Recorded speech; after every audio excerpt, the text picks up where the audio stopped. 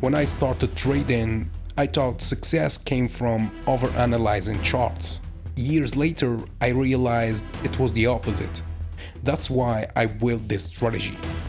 So guys, try to keep it simple, don't overuse indicators, and avoid too much price action. This strategy is a proof that simple is better. Every time I open a trade, it's a win. And most of the time, I'm using 4 indicators at max.